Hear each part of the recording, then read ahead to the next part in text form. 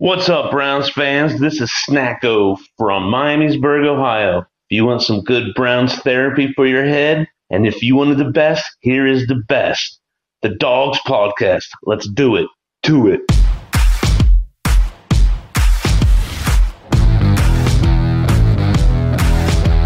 Welcome to the Dogs Podcast with your hosts, Blake Reneker, Zach Kopp, Justin Charles, and Josh All.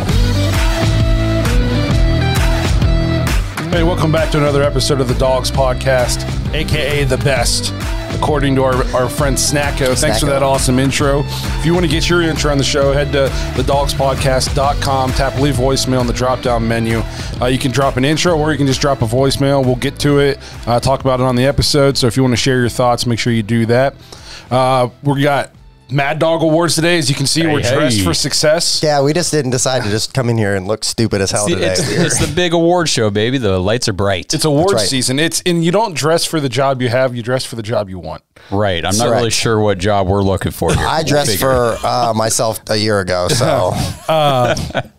So before we get into the Mad Dawg Awards, plus we got a bunch of other stuff we want to talk about before we get to that, including a little bit about the Cavs for all you Cavs fans out there. Remember to check us out on Facebook, Instagram, Twitter, and TikTok. If you're watching on YouTube, please like and subscribe. Make sure you tap that notification bell so you never miss a new episode. You can also find us on Apple, Spotify, and Google. Spotify for now until they try to kick us off probably. Oh, boy. If you prefer to just listen to the podcast, you'll find us right under Joe Rogan. He's one, we're two, I think. So if we're any more offensive toward Baker Mayfield, we're getting booted. Is that what? Correct. Is that what's going on? We'll be labeled misinformation. So, I digress. Lastly, if you're looking for more of this kind of content, head to jointhedogs.com, become an official Dog Pack member on the After Hours or on the Patreon page. We have After Hours episodes on there where after the episodes, we just kind of sit around, talk about whatever. We've done a lot of movies lately, video games, still keep it Browns when we can. Basically anything. We've been bringing Patreon members on. They've been videoing in, and they've been kind of leading the episodes the last couple of weeks, and that's been a big hit. So if that's something you're interested in, jointhedogs.com, become an official Dog Pack member on the Patreon page. So like I said, we kind of had a busy week in sports, considering, there's only one game left, and then there was nothing going on last week except for the Pro Bowl. But one thing we had to talk about that definitely doesn't necessarily affect the Browns, but it brought the Browns into the news when they didn't need to be, was Hue Jackson's comments on the Browns after the word got out about Brian Flores suing the NFL. I don't know. I guess I was just kind of confused. You know what I mean? Was Hugh. Was Hugh. I felt like when I heard it, I was like, oh, man, like this does not look good. Oh, this is not the kind of news that the Browns need right now. And then, I'm like, hey, wonder what the number really was. Flores is saying 100,000. I wonder what Hugh's getting. Well, there was any of that. No. I felt like he just backpedaled every time he got on TV. Hugh did say he got some good coin out of it. Right. And then what did he say? So he told Keyshawn, Jay, Will, and Max on ESPN that he got $750,000 in bonuses to Tank during his time in Cleveland. I joked that he made more as a loser than as a coach. If that was the case, he was probably balling out. Well, I don't know, because now he's coming out and saying that he was never paid or even offered any money to Tank in Cleveland. So... Well, that's different. Here's the thing. What's going on, Hugh? That is different. It is a little different. Brian Flores is suing the NFL because he's saying clubs were giving him sham interviews and it was racist and stuff like that. Not talking about that. That's, its own separate thing. Right. We're talking about Hugh, and nothing, even when Hugh was saying he was paid to lose, had anything to do with racism. It was just Hugh trying to dog the Browns again and jump back into the spotlight again and piggyback on it. This dude has never once taken any kind of responsibility for how bad he was as a head coach in the NFL. I don't know if you guys saw Jimmy Haslam he said body bagged him. Yeah. What did he say exactly? He just basically said, that they never offered him money to lose. He said he's never worked with anybody that he's tried to make more successful than Hue Jackson. He said After our team was dramatically improved, you went 2-5-1, and then Greg Williams went 5-3 with that same roster.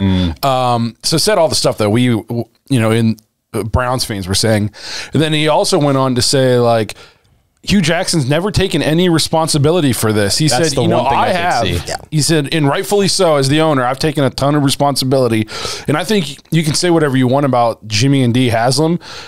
They've not been afraid to admit that they've made mistakes. I mean, they'll move off somebody. They're paying like 10 head coaches, I feel like, just to get the right guy in here and the right GM and stuff like that. Yep. They've owned up to their mistakes. Hue Jackson has never. How can he preach accountability and taking responsibility and all? He is such a stooge. He is a POS. I mean, Hard Knocks really, really opened my eyes to just how big of a phony that guy was. Yes. I mean, he was an actor. He was just trying to put on a show for everybody, for the cameras, for whatever the situation was. There was no authenticity whatsoever to him. It's no wonder the guys didn't respect him at all. It's crazy to believe that at one point I was excited to get him as a coach. Yeah, we all were, right? I mean, I'm sure you were too. I was excited just for anybody that signed a contract to come to speak with us. Well, but if you remember, when we signed Hue Jackson, he was the big name, right? The high-profile offensive coach. Correct. Innovator. Yeah. He went 8-8 with the Raiders, even though they were terrible. Yeah. So that's why I wanted him so much. I was like, this guy. But then didn't he only get that one season or something in Oakland? That should have been a. Yeah, it should have been. Well, he went 8-8, and they still canned him after 1 year. We just kind of put it on.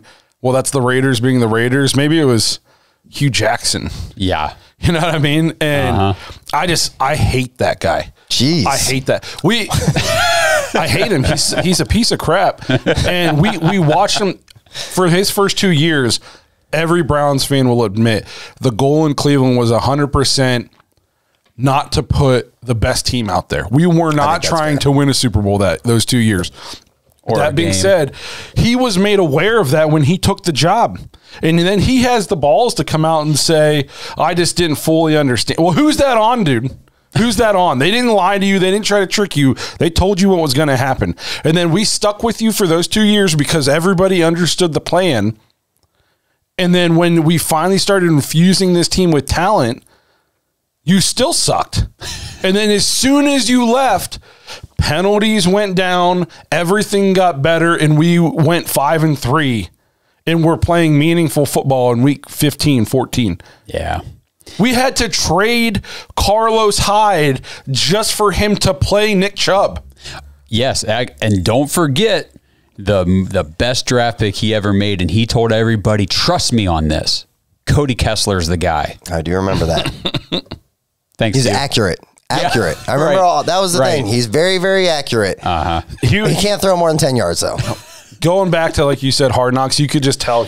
And I got the impression on Hard Knocks, too, like he kind of walked around like his shit didn't stink. Everybody, you know what I mean? The entire coaching staff, I felt like, was kind of like, you had Todd Haley. Like, those are two personalities that should not be on the same coaching staff at all. But because there's two. Like Hue Jackson, and I just want to be like, bro, what have you done to act like this? It's a very, very valid point. Yeah, that was like the worst thing. One of the worst things that ever happened to his career was letting Hard Knocks. And the thing is, like, he proved himself to be an absolute joke as a head coach while he was in Cleveland. And ever since he's left, he's done everything he's done, like publicly, has just reified that he is an absolute joke. But what's funny is when he came on to ESPN and did the interview and stuff, people on Twitter were just does Hue Jackson understand what's actually going on here? Like, how does this pertain to anything? Well, how did you find yourself back in the spotlight for this when it doesn't pertain to this at all? So he definitely has never taken, like you said, never taken blame. He's never accepted any accountability for the atrocity that he was in Cleveland as a head coach. And this seems like another Me Too move, not on the racist part, but as I have an excuse for why I sucked as a head coach part. And I think that he saw Flores opening that door and said, oh, me too. Yeah, I was paid too to tank. That's what they did. Here's the difference is Brian Flores was allegedly offered money to tank. One, he didn't take it. Two, Brian Flores is a good football coach. You were terrible. Yeah. It is unbelievable. You were terrible. Just one comment on that is Miami, what are you doing? I know. I feel like Flores literally. I don't know. That shocked me. I don't get it. Flores, I thought was Young very Tomlin good coach. Yeah, the players coach. I mean, they had great an awful defenses. team. Supposedly the players didn't like him. Really?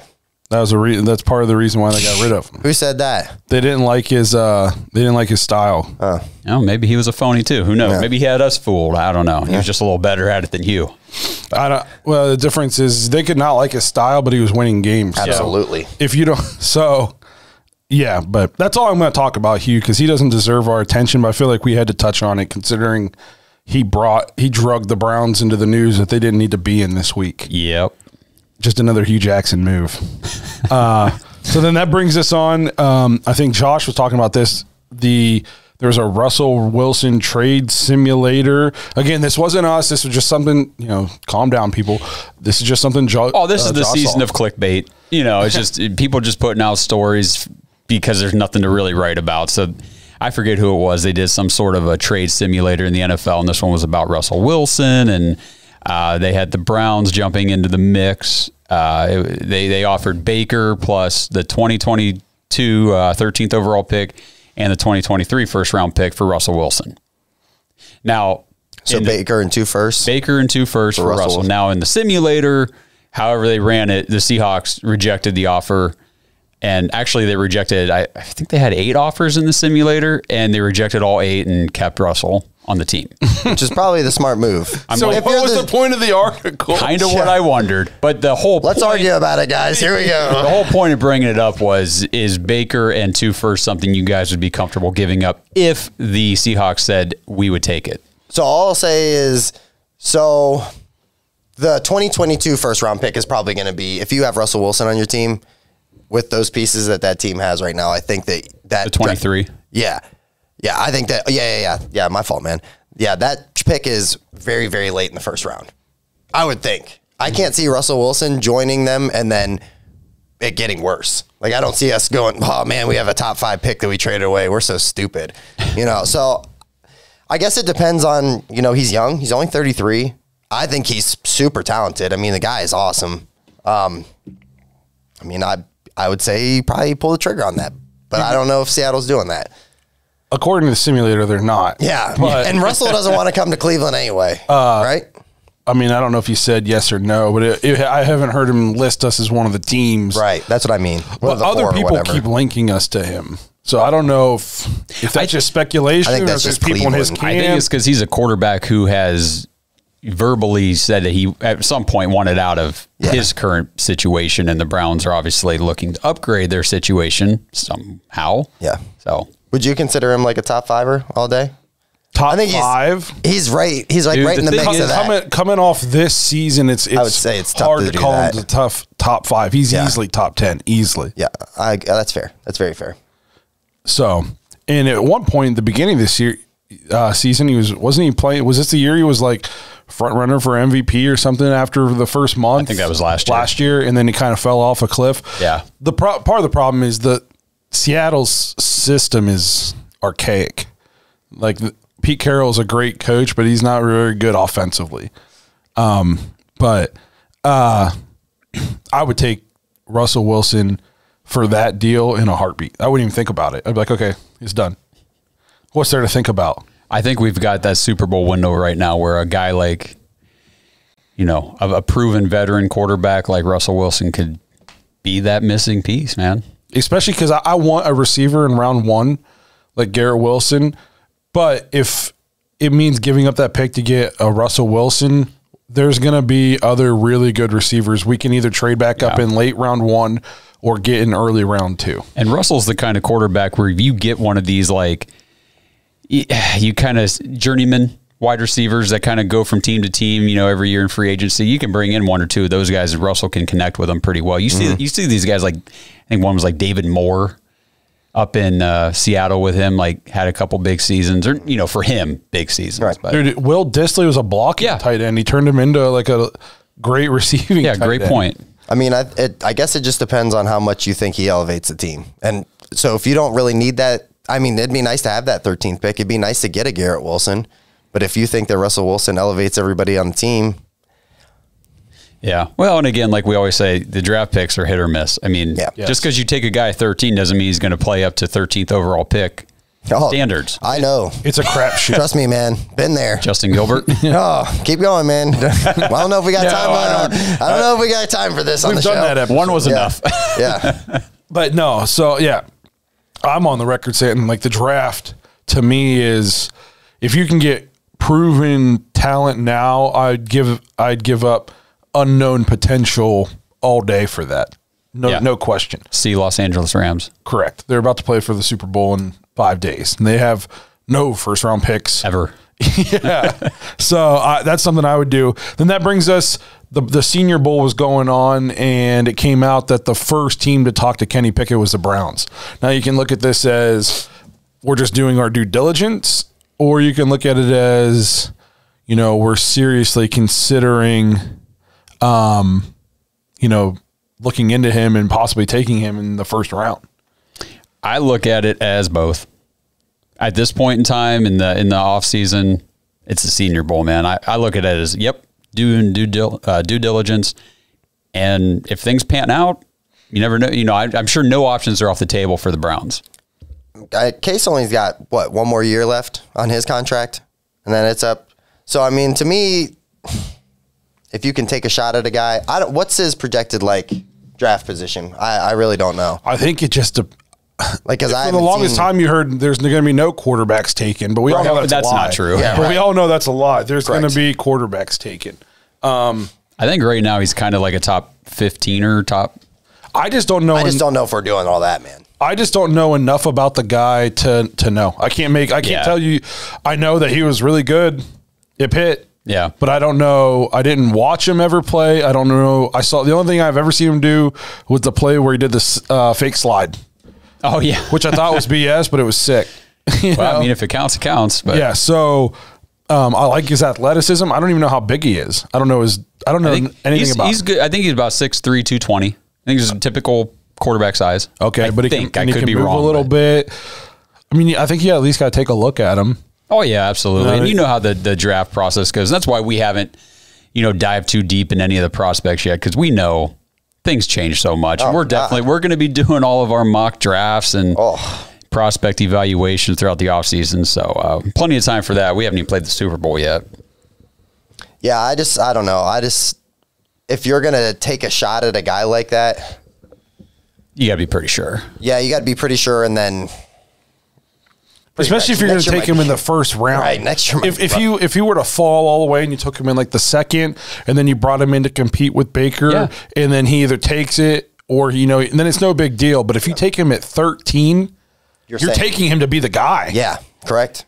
Yeah. So you got to be careful. And that's think about JOK. I mean, last year, every mock draft we did, he was a first round pick. I mean, we were picking at 27 right? 27 last year in our mock drafts, and half the time we couldn't even get him if we wanted him because he was always gone, and then we ended up getting him in real life at 52 or whatever. Wow. So, yeah, things happen, but it's risky. Yeah, and I also heard then the Steelers number one person they want's that Malik Willis or whatever from Liberty. That's the rumors I've heard. Interesting. So we'll see. I just would love it if they could miss on their quarterback every once in a while. Yeah. So obviously we got the Super Bowl coming up, week off in the NFL this past weekend, and it was the Pro Bowl. And I didn't even watch it. Did you guys watch it? I didn't even watch it, bro. So I watched some highlights. I just wanted to touch on this. Why do we do this, man? And I'm not saying I have the solution. I understand why the players don't try, and it's nobody wants to end their career for a game that doesn't matter, but there's no point in watching it. I love football. I will watch high school football, college football. I don't remember the last time I watched the Pro Bowl. It's because it's not a real game. It's not in any way, shape, or form a real game. And here's how little I actually care or pay attention to the Pro Bowl. I actually didn't think they were playing it anymore. Oh, dang. I had a friend on Sunday ask me he's like, hey, Pro Bowl's tonight, right? I said, no, I think it's just a skills challenge thing. I don't think they play the game anymore. They do, dog. They do. Still do it. I was shocked. I'm like, oh my gosh, they do still play the game. Here's the thing is I watched a couple of the highlights. That's it. Myles Garrett had a pick 6, and the lineman, they say hut or set or whatever, and the linemen literally just stand up and like sit there and talk to each other. Basically, nobody does anything. The game is essentially a walk through. They don't even need to wear pads. It would almost be better if they played flag. It is so, it's embarrassing. Myles Garrett got this pick 6 because he was standing there shooting the crap with the guy supposed to be blocking him, and somebody hit the ball to him and he caught it and ran it. I mean, it was embarrassing. It's terrible. And the thing is, I don't know what the fix is, because you can't, the thing that makes football exciting is the physicality and the aggression, and you can't take that out of the game and it still be exciting. We just go watch soccer. And and so, but nobody's going to take it that serious in a Pro Bowl, in a game, especially a month after the season. They're like mid healing after a long season. Nobody's going to take it that serious. So I don't know what they do. I've heard things like the worst 2 teams should play and winner gets the number 1 pick, which is kind of cool. But say the quarterback on this team, what incentive would they have to get the number 1 pick? That's going to replace you. That's going to replace, chances are you might get replaced, unless it's a situation where the quarterback's somebody that, is not one of your needs. But chances are, if you're picking that high up in the draft, quarterback is at least on your radar. So like the Lions, why would Jared Goff want to go out there and win a game that could potentially lead to the Lions drafting his replacement? So how does the skills challenge thing work during the week then? Do you know anything about that? I used to watch, and they did like catches, one-handed catches. Yep. I know there's dodgeball the now. Diving catch. See, I mean, if they don't want to play football, which, like you said, I get it. It's a month after the season. It doesn't matter. Why are you going out there and risking, the beginning of next year's season if you hurt yourself? Well, couldn't they do some sort of like AFC versus NFC like skills challenge? They do that, man. It's just dodgeball. Yeah. They got quarterbacks do accuracy. I know they used to do distance throwing. I don't know if they still do that. I don't know. I know Jarvis Landry beat Lamar in the accuracy challenge a couple years ago. Shots fired. I don't even think it's like really, like, don't get me wrong, like the game is important I think it's just more about like the recognition. Like, I don't think any of them are going out there. It's just more about, hey, you had a great season. And some guys, maybe that's like the pinnacle of their career. You know what I mean? Hey, made it to the Pro Bowl a few times, like all that hard work paid off. Yeah, no kidding. I mean, seriously. For him, that was probably... He's not going to win a Super Bowl, so... Yeah. You know who took it serious was Sean Taylor. That's exactly who I was going to say. There was only one guy. Remember that hit he put on that punter? Oh, my God. It's one of the best things I've ever seen in my life. Dude, imagine if you're the punter. Weren't we just talking about that not that long ago? On Xbox Live the other night. Okay. No, that wasn't me. but we... Yeah, I think that was... there was a text exchange. Sean Taylor. Could you imagine, like, if you're that punter and you're like, dude, this game doesn't matter. We chilled. It mattered to him, bro. Dude left body. His spirit left. He said, "I'm done." He looked like when Doctor Strange hits somebody and like their ghost self comes out. That's what happened. The skeleton leaves. That's what happened to that punter when Sean Taylor hit him. You know what's crazy? The punter gets up to and he's just like, "Whoa, nice hit, bro." Yeah. My God. Hopefully he's only in for this quarter. So speaking of the Pro Bowl, Alvin Kamara beat somebody almost to death, went out and played the Pro Bowl, and then afterwards got arrested. Talk about a weird thing. I mean, imagine just putting somebody in the hospital, like on the way to playing in the Pro Bowl, and then getting arrested right after the game. And I heard a thing, he's looking at 5 years in prison. Really? Yeah. Man, if they just let him, if they played the game for real, maybe he could take out his aggression in the field. I don't know what happened, but I guess there's pictures of the dude he beat up and it doesn't look good. And I guess there's video evidence of him doing it and it doesn't look good. And it's just all around not looking good. Sean Payton got out at the right time. Yeah. Poor Dennis Allen. Like it. He didn't have a quarterback or a running back now. Jeez. Good for I got Mark Ingram in fantasy. Thank God. Oh boy. I don't know. So I haven't seen the video. I did read about it, and they kind of said that him and this guy and like the entourage or whatever were standing waiting on an elevator, and it looks like he maybe said something to a chick that was with him, and then Kamara just laid him out, and then everybody else just curb stomped him up. But my thing is, I'm like, NFL. I know Las Vegas is an awesome city. I love it. But it's not for everybody. Like, we can't be hosting the Pro Bowl here. Like, it's just like, I'll be the first to say, like, great city, real fun.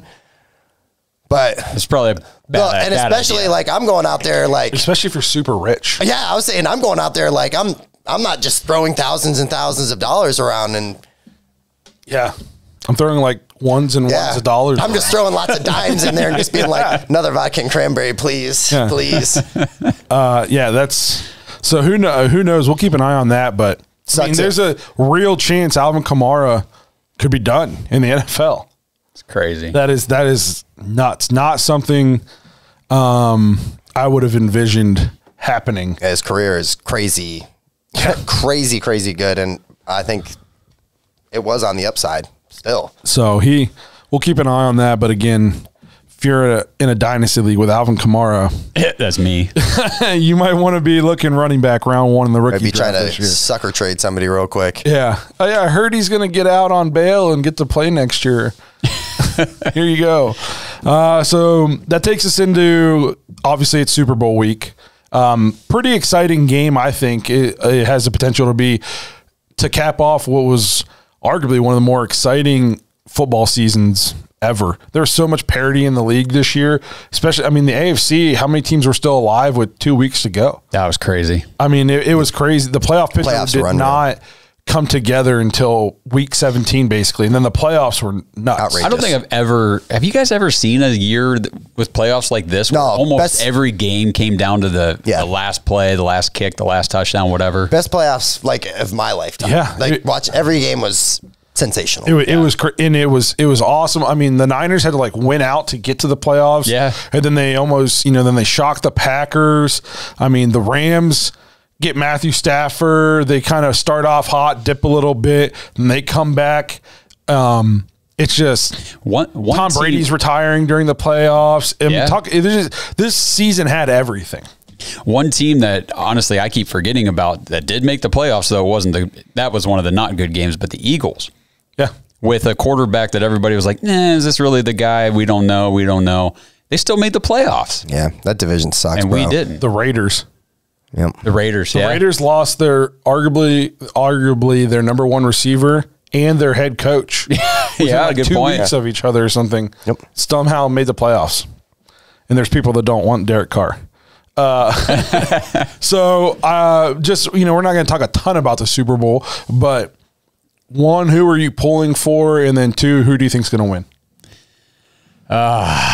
Man, there's a little bit of Ohio in me that is pulling a little bit for the Bengals. I know you hate that. No. I don't think there's a clear team with either one of them wins. It's not bad. If Rams win, all we hear is, ugh. Man, look at Odell. I want the Rams to I know you do, dog. win. Trust me. I know you do. I know you do, bro. I do not want the Bengals. Why would we ever root for a division in-state rival? I'd be rooting for, not even Cincinnati because Ohio State never plays them. We play these guys twice a year. Yeah, and we beat them twice a year, which is also awesome. I do not want them to win the Super Bowl. I do not want the Super Bowl to come out of our conference. That is crazy to me to even think that people would root for that. 2, I think it'd be 1, super funny if the Rams win the Super Bowl, and good. I like Matthew Stafford. I've liked him for pretty much his whole career, so I'm pulling for Matthew Stafford. Oh yeah, Stafford's awesome. I think a Super Bowl here does that kind of cement Hall of Fame. I think that he was right there anyway. What's crazy is if he wins, he's not done. He's not that old. No, and I'm not saying but he retires, but I'm saying at this point, you kind of lock it in, then the rest of his career is just pile on. Yeah, no matter what happens, I think if he gets one, his numbers are extremely solid. Yeah, he's been the quarterback for 2 of the greatest receiving seasons of all time. Yep. That's crazy to think about. Mm-hmm. Yeah. So maybe the quarterback has a little bit to do with it. Just a little. Obviously Megatron's really good, and Cooper Kupp's amazing, but Cooper Kupp was really, really, really, really good with Jared Goff. He's one of the best receivers of all time with Matthew Stafford. Yeah, those early morning breakfast, man. Yeah. So I'm picking the Rams to win. I think it's going to be a good game. Home field advantage, which is crazy. It's happened 2 years in a row now.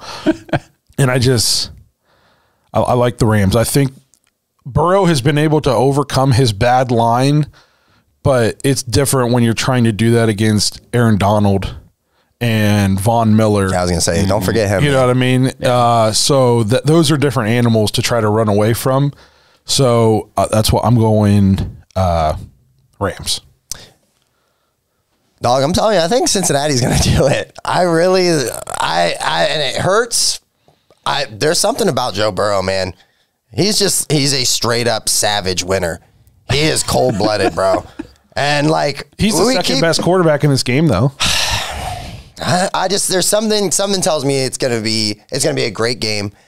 And I think Cincinnati pulls it out, man. I don't know how they're going to pull it out.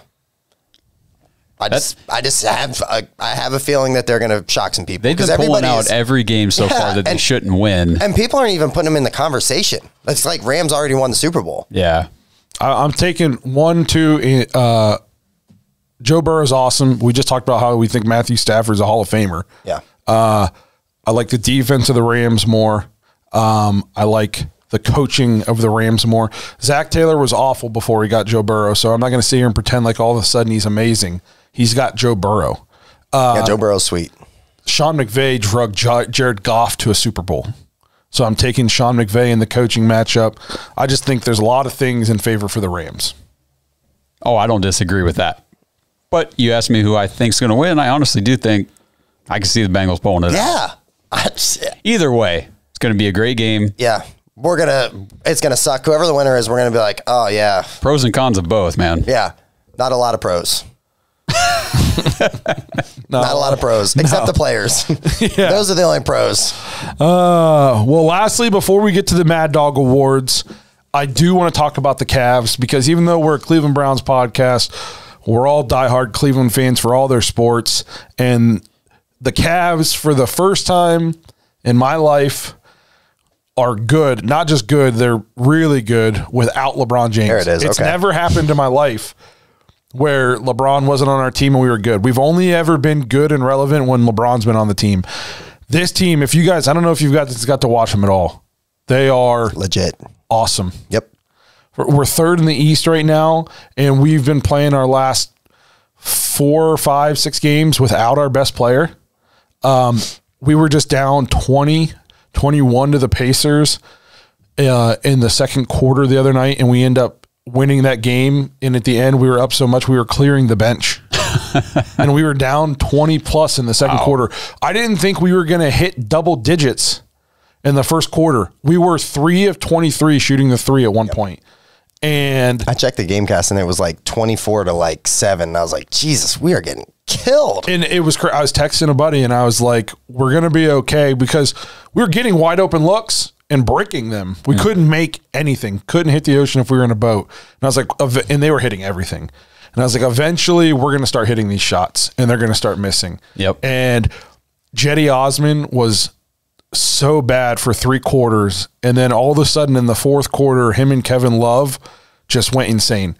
Jetty had 19 points or something in the fourth, something crazy. He went off. He couldn't miss. Kevin Love is going to be 6th man of the year potentially. He's turned back the clock. He's amazing.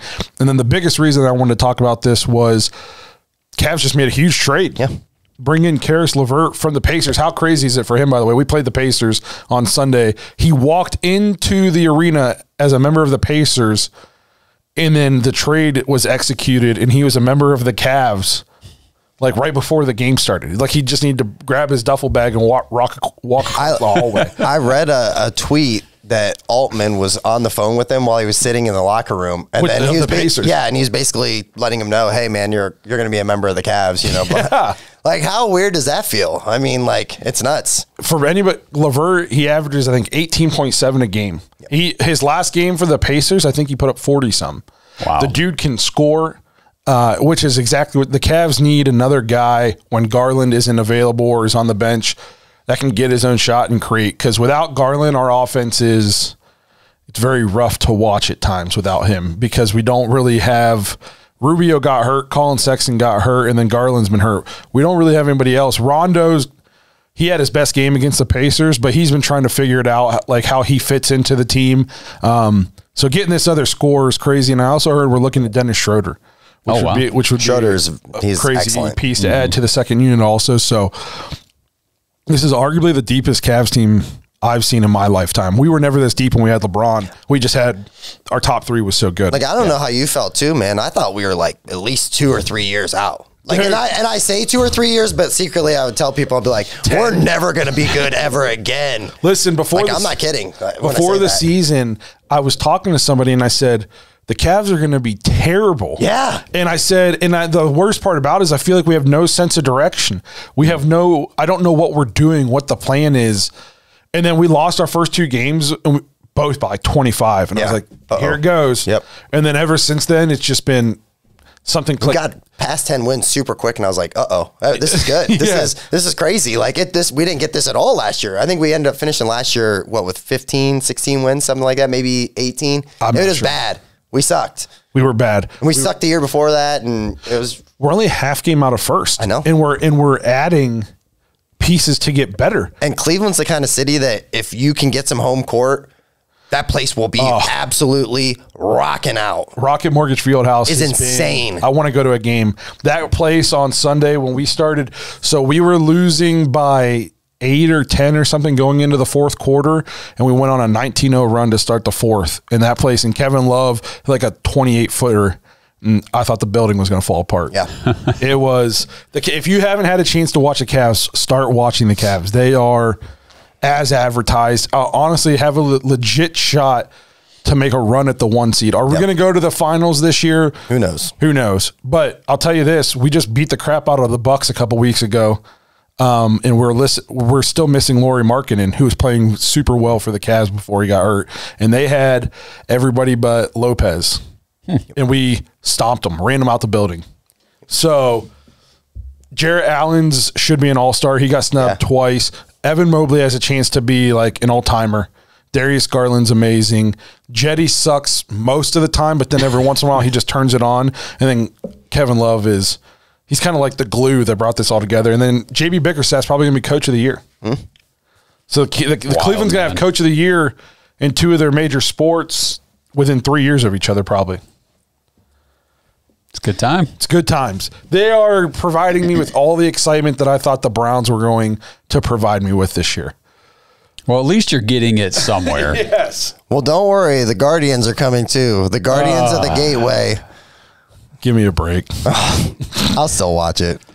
I'll try to watch it, but I won't know any of the players on the team. The game is boring, and Did we didn't talk about the Commanders last week. That was after our episode, wasn't it?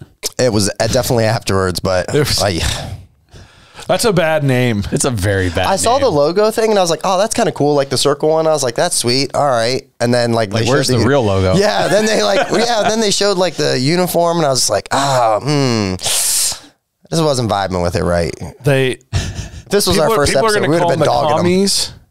Yeah. I've already seen some really good memes about it's like their players, but they superimposed Jay and Silent Bob on their faces. I did see that. Yes. Called them the blank Commanders from Jay and Silent Bob. If you guys know what I mean. Yes, I do. It made me laugh super hard. It is very funny. It's something to think about too, because I was going through the list of like pro sports teams or any sports teams really, and if you've got 3 syllables or more in your name, fans are going to shorten it. Like they just are. And so they went with Commanders. What was the plan? What's the fallback plan? What do you want people to... The Cums. Jesus. You mean the comms. But seriously, it's going to say with the WFTs. I like the WFTs. Hell, I like the WFTs more. I think I like the Commanders. I like their jerseys a lot better. I don't know why they didn't go with Red Tails. I thought Red Tails would have been really sweet. Red Tails, I liked, of all the ones they gave out there, Red Wolves was okay. I was like, that's whatever. Cool. You got to go with If you got a sweet logo with it, I mean, anything. Yeah. If you got sweet colors and a sweet logo, you're cool. Those jerseys. Yeah. I'm like, that's what you picked? I'm not going to lie. If they would if the Browns ever do something crazy like that, I'm like hoping it's like, what's that one movie with Pacino? Any Given Sunday. I hope it's like that, like some black and silver, like some New York Nightmare type stuff from Blitz. That's what I need. Commanders sounds like one of the teams from The Replacements. There you go. Yeah. That's I said Shane Falco is going to take the field for him this year. Gene Hackman's going to be standing over on the sideline coaching. That was bad. Red Tail. To me, it was they should have won Red Tails. That was Red Tails is cool. Most. I thought it would have been sweet. Yep. Imagine being the person who took all this time to come up with this and this new design, and they were all excited, and they're probably telling their family, I got to do this. Isn't this so cool? They picked my shit. Yeah, and then they release it, and the whole world hates you. Yeah. Oh, that's rough. And you're stuck with it. Oh, yeah. You can't bail out you now. Can't bail now. You're 10 years. Yep. It's a 10-year plan now. Maybe 10 years from now you go, hey, they're not going to change their name. They're going to be the Commanders for the rest of our lives. Yeah. That's rough. Could have been the WFTs. That is rough. Yeah, it's going to be, that's tough. Now they're the WTFs. Oh, yes, man. they are. I like that. I'm glad the Browns, they had at least we didn't change our name. We had a uniform mishap when we went crazy and we corrected it. And now I think the Browns have some of the best uniforms, especially considering we're brown and orange, which in my opinion, I love the Browns, but those are crap colors to have to work with. Tough to work with. You know what I mean? And I feel like we have some really good uniforms now. So thank God for that. All right. Well, I think it's about Mad Dawg Awards, except for I think Josh has to tell us about how to deal with gambling. Yeah, sponsoring today's Mad Dawg Awards. Nah, so the moment we've all been waiting for since September. It's finally here. We got the Super Bowl on Sunday. So DraftKings Sportsbook, an official sports betting partner of the Super Bowl 56, is giving new customers 56-1 odds on either team. If you bet just $5 and get $280 in free bets if your team wins. So DraftKings Sportsbook is now live in New York, meaning that you can now bet from almost a third of the country. If Sportsbook is not yet available in your state, go download DraftKings Daily Fantasy Sports app and make some rosters, set some lineups for the Super Bowl. Put some lineups in there where Joe Burrow's your quarterback. Do one where Matt Stafford's your quarterback. You can do the flex lineups where you can have both the quarterbacks in there if you want to. It's awesome. Go have fun with it. Build a bunch of lineups and win some money this weekend. New customers can get a free shot at $1 million or a $1 million top prize with their first deposit. Go download the DraftKings Sportsbook app, use promo code TPPN, get 56-1 odds on either team, bet just $5 and get $280 in free bets if your team wins. That's promo code TPPN at DraftKings Sportsbook, an official sports betting partner of Super Bowl 56. Not going to read all the other stuff. Just if you got a gambling problem, call 1-800-GAMBLER. Guys, don't get addicted, please. Please. And if you're in Vegas, don't beat somebody up in an elevator. Yeah, you probably want to avoid that situation, huh? All right. So it's time for the 2022 It's time. Mad Dawg Awards. We want to thank everybody who voted, took the time out of their day to vote for these people. The players, thank you. This is right up there with like getting their paycheck. Is when we let them know that they got this award. They got the Pro Bowl nod, and then they also got a Mad Dawg Award. And they don't know which one's better. Yeah. It's a struggle. Yep. So we want to, the categories, we came up with these categories last year. It was a ton of fun. We appreciate everybody who voted, and we're going to basically just dive right into this. Okay. Let me, straighten the jacket. There you go. Cool. So here we go.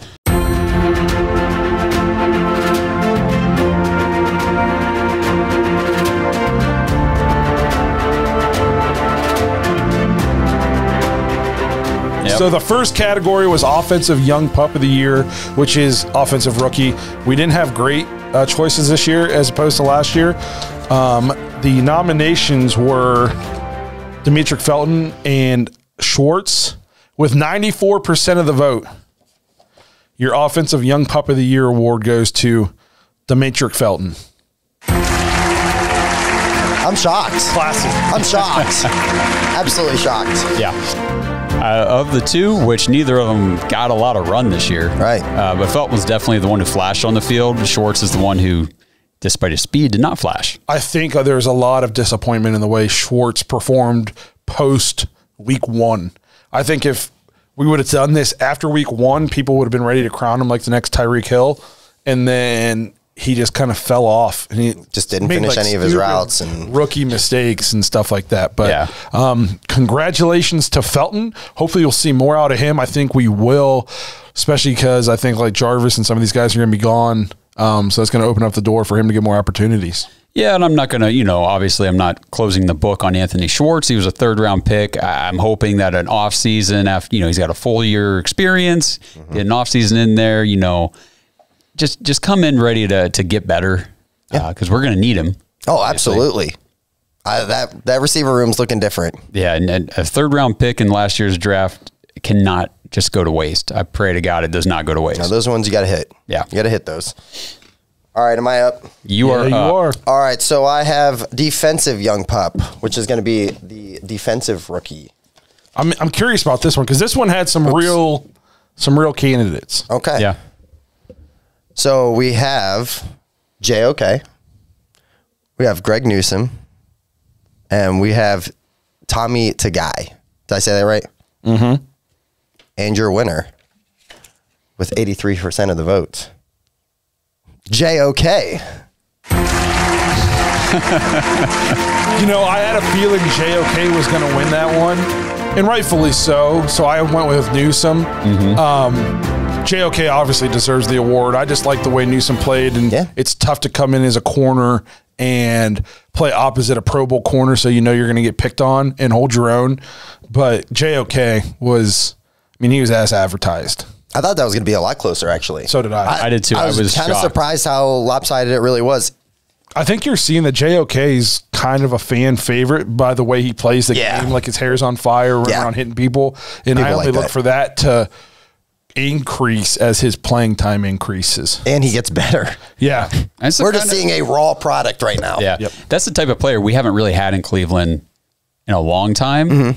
I think we said TJ Ward might be the last guy we kind of remember being like that hard hitting, kind of all over the place, kind of safety player, which, linebacker, safety, JOK. But geez, the sky is the limit for this kid. Yeah, he's going to be awesome. Stay healthy and continue to improve. My God, he is awesome. All right. Category number 3, we had the Air Bud Golden Receiver Award. That is the best pass catcher of the year. So we do pass catcher. That way it's not limited just to wide receivers, which, well, we saw why this year. Nominees were Donovan Peoples-Jones, Jarvis Landry, David Njoku, and Austin Hooper. And I'm going to try to do all this at once here, if I can. All right, so the winner with 50% of the vote was Donovan Peoples-Jones. Really? That surprised you? Who was second? Second, actually, it was a tie.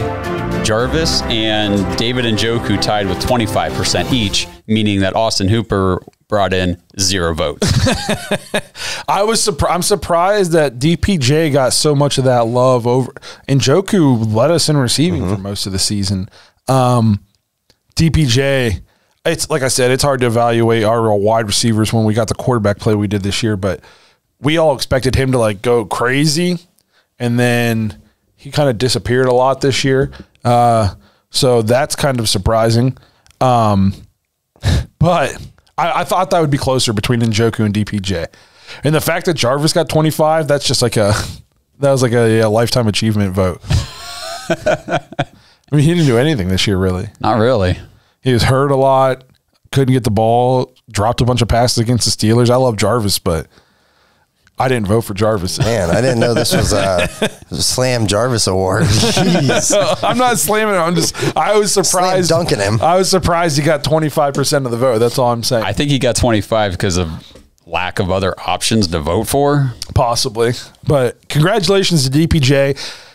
If a quarterback play improves, we'll hopefully see him become more of a prominent figure in the passing game. I think he gives us that luxury of having that big-bodied possession receiver on the outside that we don't need to try to fill that gap in the draft. We can go for a Garrett Wilson playmaking type of receiver.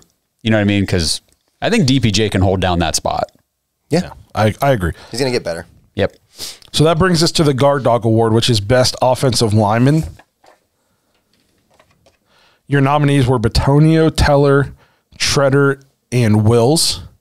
This was won by Teller last year, I think overwhelmingly. Yes. Last year. This year, with 47% of the vote, your Guard Dog winner is Joel Batonio. I think this was a year, Wyatt Teller's obviously awesome, and he received 25% of the vote, but Joel Batonio was kind of on another level this year. Not only at guard, and then due to injury and COVID and stuff like that. He had to bump out and play tackle. Yeah. He didn't give up any pressures. He's super consistent. Playing tackle, a position he doesn't even play. So Joel Bitonio was amazing this year. Him and Teller were both Pro Bowlers, but I think Joel Bitonio was either the top ranked guard or second grade, highest graded guard in the league. So Joel Bitonio, he played extremely well this year. Yeah. Absolutely. So good for Joel. Gotta love our O-line. Yeah. All right, I'm up. I have the Homeward Bound Award, which, Josh, fill me in on this because I always come extremely prepared to the podcast. Yeah, man. So tell me what the Homeward Bound's all about. Comeback Player of the Year. Okay, cool. Comeback Player of the Year. We have Grant Delpit, Greedy Williams, David Njoku, and Tack. And our winner. Go ahead. This will be a tight race, I think. With 53% of the vote, it's Grant Delpit. Really? Yeah, so 33% went to Greedy Williams, which I think that's what you're talking about being tight between those two. I think they both had good bounce back years. This goes to show, I think, people like the kind of guys who play down in the box and they fly around and they hit people and stuff. So I think Delpit's another one of those guys who has a chance to be a fan favorite. Both of those guys came back. We were starting to think like, man, are these guys ever going to play football for the Browns? So I completely agree with what you're saying, but I'm surprised that Chief didn't get more play. He was pretty much ran off the team for a moment. We thought he was getting traded. He was requesting trades. Then it would be quiet for a little bit, and then be more trade rumors. And I thought all he did was come to work and just handle business. I mean, not stellar numbers, but I mean, he held us down for a while. So I was surprised he didn't get more than 11%. Yeah. I think it was going to go with one of those defensive guys just because their impact was felt so much. Yeah. And the expectations were so high when we got them, and then coming into this year, they were so low because we didn't even know if they'd ever play for us because they just kept getting hurt. And then the fact that they were both able to stay relatively healthy for most of the season. We talked about Greedy all year. The kind of season he had, he was just gutting it out there sometimes, laying it on the line. And then Delpit, he really came on, especially late. He was playing really good football by the end of the year. So yes, good to see. Good to see. Congrats to Delpit and then everybody on that. Because if you were nominated for that, that means last year was probably not great. It means you improved a ton for this year. So congrats to everybody on that list. Absolutely. All right. I guess I'm doing Blake's favorite category this year, unless you want to take it. No, you go ahead, man. You sure? Go ahead. This is the Dog Pound Dog Award. This is our unsung hero. So we had Dearness Johnson, MJ Stewart, Troy Hill, and Malik McDowell as your nominees. And the winner, with 56% of the vote, is Dearness Whatnot Johnson. Okay, good. The first two-time award winner in Mad Dog history. Yeah. Dearness Johnson couldn't be with us today. He actually is doing some other stuff at his house, but, he was painting. Yeah, he actually had more important things to do, but, So I'm actually a little disappointed in this. I love Dearness, don't get me wrong. But to me, I voted for MJ Stewart for this, and that's who I wanted to win this year. What percentage did he get? MJ was at 19. What did Malik get? Because I thought Malik had a great season until he got arrested. And what percent did Dearness win with? 56. Man, I thought that MJ Stewart balled out for us this year, time and time again. Looking at the stats, I was between MJ and Troy Hill, to be honest with you, just because I thought Troy Hill played very well this year. And even he had that real scary injury, but it's still his. And his definition of unsung because he had such a good year, but nobody's really talking about it. Exactly. MJ Stewart, man, first of all, there were multiple games that he led us in tackles. Multiple games where he was the guy you noticed. We got JOK, Delpit, Ward, Myles Garrett, all these people out there, and you watch that game and you were like, who's MJ Stewart? Yeah. Well, so that's a great fill-in player for when we had those little injuries, guys missing a game here, game there, and it's always MJ Stewart out there. But congratulations to Dearnest. Yes. Okay. Most impressive dog trick. Performance of the year. Performance. Okay. I thought that was best in show. Or what? No, best in show's MVP. Yep. Okay. So your nominees for this were Myles Garrett, Dearness Johnson, Nick Chubb, Denzel Ward, JOK, and Njoku. Your winner for the most impressive dog trick, which is performance of the year, 42% of the vote, Myles Garrett. So that was week 3 against the Bears.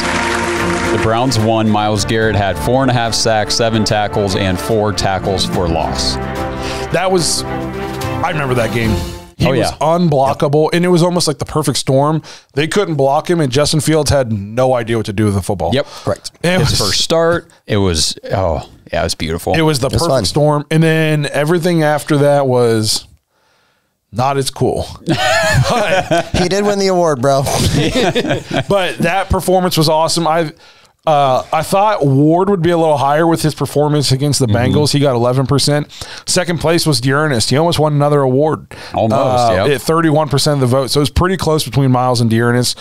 Chubb with 14% of the vote. JOK got 3%. Poor Njoku can't get any love from you guys. He had 0% of the vote.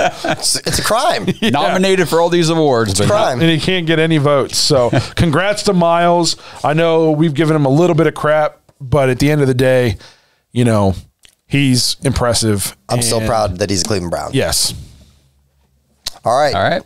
I have offensive top dog, which is There we offensive go. player of the year. Yep. Did you hear the question? Yeah. In my voice. You're just going to. Your nominees are Nick Chubb, Treader, Baker Mayfield, Jarvis Landry, and TPJ. Your winner with 92% of the vote is Nick Chubb, my dog. So shout out to the 3% who voted for Baker Mayfield. But 92% to Nick Chubb. I think he was the obvious choice this year. Yeah. Did you say if Baker got any votes? Yeah, 2%. Yeah, or 2%, is that what it was? Yeah. Who voted for Baker for offensive player of the year this year? He's got fans, man. I don't know, but there's 5 people, 5 nominees, and only 3 of them got votes. So- Jarvis and DPJ both got 0. Yeah, no votes. No votes. Really? I mean, this was Nick Chubb run away just like he does in the game. Correct. Gone.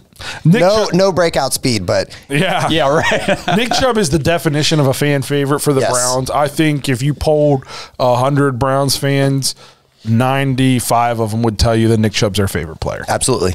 Completely agree. And he's just so consistent. I mean, And humble. Missed some games this year, still over 1,000. Yep. He's awesome. He's reliable. That's Yep. what you need. Okay, we have 2 categories left. This one is the defensive top dog, defensive player of the year. So we had nominees Myles Garrett, JOK, Denzel Ward, Jadeveon Clowney, John Johnson III, and Anthony Walker. And the winner with 58% of the vote for defensive player of the year was Myles Garrett. So is he the second? He's the second two-time winner. Mad Dog Award winner. Oh, wow. He also was not able to come here and to accept his award. I think this was pretty obvious if you watch the Browns. We could sit here and say we might not think Myles is like top 3 pass rusher, but he's clearly the Browns' best defensive player. We never said he's not a good defensive player. Yeah. Just for the elite status that a lot of people want to throw on him for being a number 1 overall pick, we just expect more. That's all. But he's still broke the franchise record for sacks in a season. Just looking for him to put it all. I mean, he starts every year like a bat out of hell, and then it's like we're just looking for him to put that whole 17 together because at one point this season it was like this guy might break the sack record for the season. You know, and then he kind of tails off. So, but another great season by Myles. He's just, and the thing about Myles is unless he gets COVID, he plays all the time. Yeah. Again, he always plays. You can always depend on him to be there. I think he made Clowney's life easier. So Clowney probably voted for Myles. He didn't vote for Clowney, that's for sure. No, so good for Myles. Well deserved. And I'm happy that Myles is going to be on the Browns for, hopefully the rest of his career. Yeah. So that brings us to the last award, right? Yep, this is it. Best in Show, Team MVP. Your nominees were Nick Chubb, Myles Garrett, Denzel Ward, JOK, and Anthony Walker. And some of you guys might be saying, Anthony Walker, he led the team in tackles. Your winner, with 58% of the vote, Nicholas Chubb. All right. Another 2-time winner.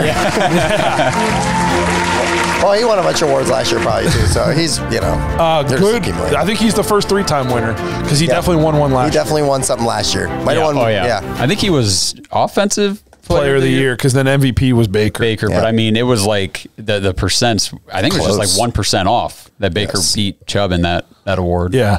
Again, 1, Nick Chubb's a fan favorite. 2, you couldn't really pinpoint anybody other than Nick Chubb to be your MVP this year. There were times when nothing was working for the Browns except for Nick Chubb. Yep. He had another great season, and imagine if he doesn't miss a few games. What we're talking about. So he, I'm glad he got his extension and almost on like a team friendly deal. This is why I don't think we can sit around and wait for a quarterback. This guy's in his window. We need to ride him to the promised land. This guy, this line, these key players that we now have on defense, we got to win now. Got to. Yep. I agree. I completely agree. Congratulations, Nicholas. I can't think of a more deserving person to be team MVP. Humble, quiet, just goes to work, does his job. Everybody says he's the best teammate they've ever had. He's a coach's dream. I'm happy he was MVP this year. Absolutely. Me too. And that concludes the second ever Mad Dawg Awards. Appreciate everybody voting. It's a ton of fun for us. You see, we get into it. All of us except for Zach really get into it. I do my best Zach impression, but I don't know if I can get up and hide behind you quick enough. We busted out the sports coats. We just had a good time with it. We appreciate you guys voting. The more votes, the more fun it is. Hopefully you guys enjoy it. Going into next year, if you guys have any ideas for categories, let us know. But once again, thanks for being here with us. Hopefully you guys enjoyed today's episode. If you guys like that we talk about the Cavs a little bit and that's something you're into, let us know. We'll start sprinkling it in more during this offseason because for the first time in this podcast history, we have a team to care about the NBA. Yeah. So, and I'd love to talk about them. So if that's something you guys are interested in, let us know. I watch pretty much every single game. So hopefully I can, provide some good content on that. I don't know if everybody else is. It's super hard to watch the Cavs because they're on Bally Sports now, and Bally Sports is awful. You can only watch them if you have cable, but who has cable? They're not on any of the streaming services, I don't think. I'm just lucky that I'm able to watch them. I know a backdoor way. Oh, boy. Hopefully I don't get arrested. Hopefully, Yeah, man, you just put that out there, bro. You got to keep that to yourself, man. So let us know if you guys want to talk Cavs. Let us know what you guys want to talk about in the off season. We plan on being here all year, talking about draft, combine, all that good stuff. And again, thanks for voting for the Mad Dogs. If you guys are Dog Pack members, we will see you on the After Hours show. We're going to have Kenny Mack coming on. He's the president of the Ottawa Browns backers up in Canada, obviously. He's going to jump into the After Hours show with us. He's an awesome dude, super funny. So if that's the kind of thing you're interested in, jointhedogs.com. You get access to those episodes. And to everybody else, we will see you guys next week after the Super Bowl. Go Rams. Thanks for listening to another episode of the Dogs Podcast. Make sure you subscribe to our YouTube channel and follow us on Twitter at the Dogs Podcast and become an official Dog Pack member at jointhedogs.com.